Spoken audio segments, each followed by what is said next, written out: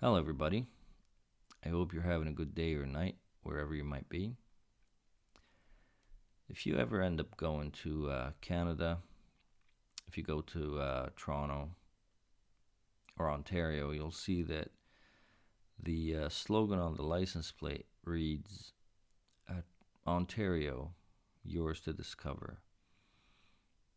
I always thought maybe a different one would be more appropriate, something that would reflect the diversity of cultures and languages and races that live in that city.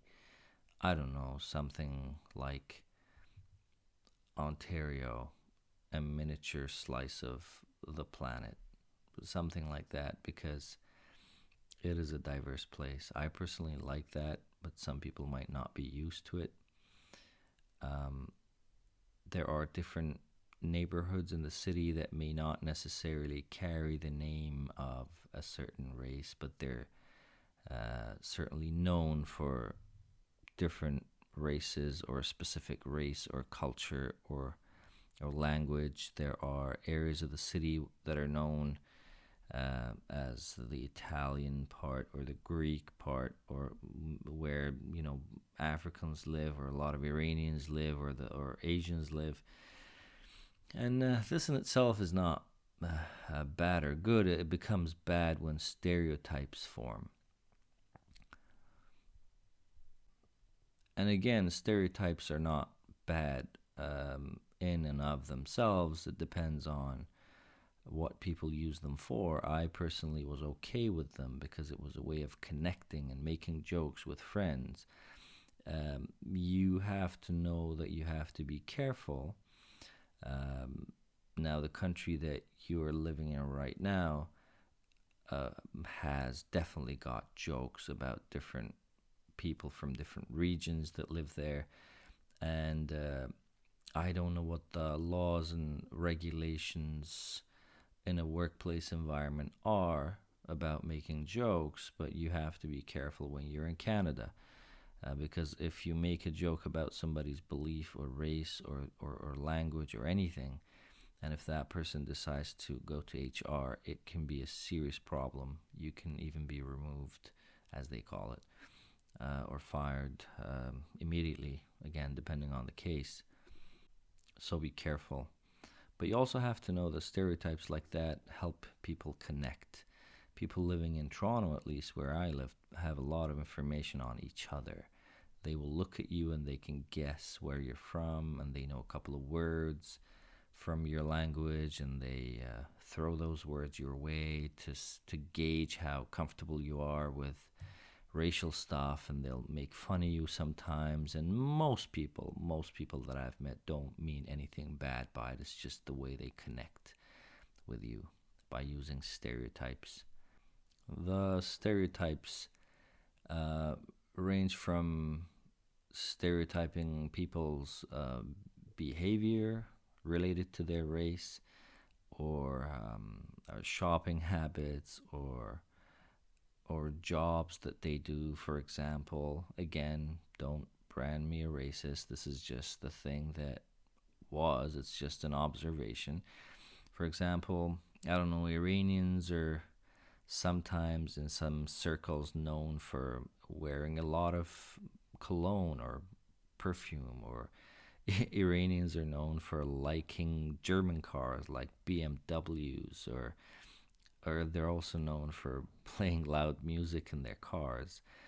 Um, if your friends are comfortable with you, they will even make jokes about Iranians being terrorists, and bombs and suicide bombs, which is which is not true, but they will say it, and you just have to roll with it. It's up to you how you deal with it. You can ask them to stop, and most people will, but you can decide to throw a joke or two their way, and that's okay too. Again, depending on whether they're okay with it or not. It can get a little messy if you're not careful, so just beware.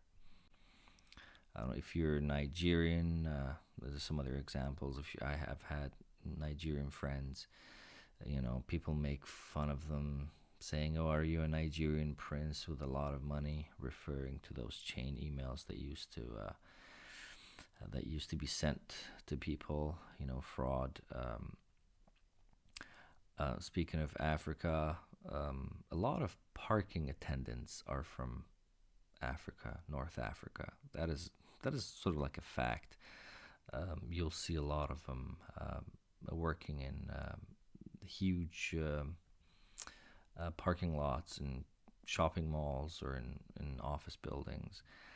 Um, a lot of building managers in apartment complexes are Eastern European female. This is a weird thing. Weird as in it was almost consistent. You'd walk into some place wanting to rent something, and then the person in the office would have a thick Eastern European accent, Bulgarian, sometimes Ukrainian or Russian or stuff like that. Portuguese people, a lot of Portuguese people. I've had a lot of Portuguese friends, and I've learned a lot about Portuguese accents. I can, even though I know no Portuguese, I can listen to two people speaking Portuguese and guess whether they're from the mainland or islands, or whether they're even from Brazil. It's quite fun getting to know these cultures.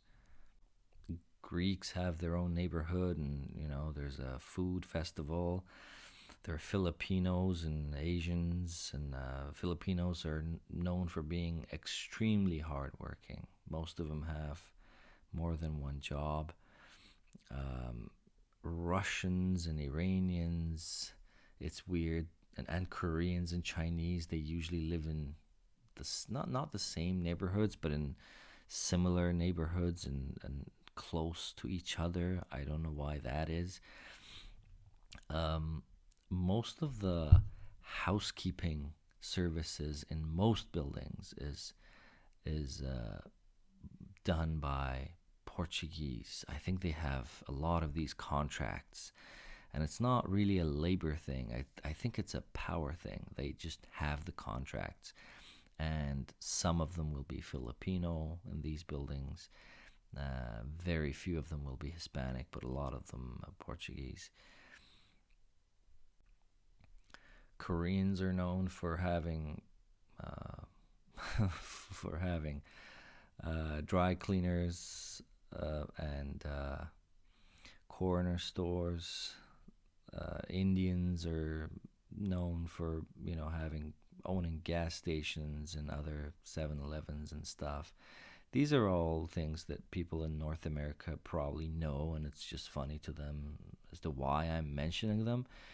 But people who have not lived in a place like Canada might it might take them a while to realize these things, and having information like this might help them um, sort of get over an initial culture shock, and also help them find jobs. It might sound funny, but jobs are usually found in circles like this where people are from the same culture and the language. I personally don't agree that one should do this, but if you're having a hard time finding a job, find someone from your own community, and they will, even if they can't help you, they'll know a guy who knows a guy, and they'll help you out.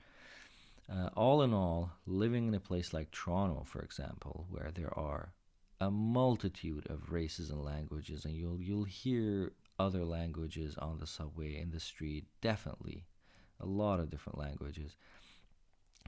Has its drawbacks. It's partially culture shock, and some of the jobs available are compartmentalized like this and may be unavailable to you, or might be difficult to get into. Like, for example, everybody knows firemen are white.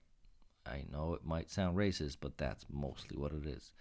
But you live in Toronto, and you can have food from any part of the world anytime you want. So there are good things and bad things about diversity.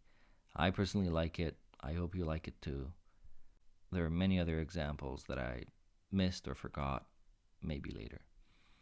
Have a good day or night.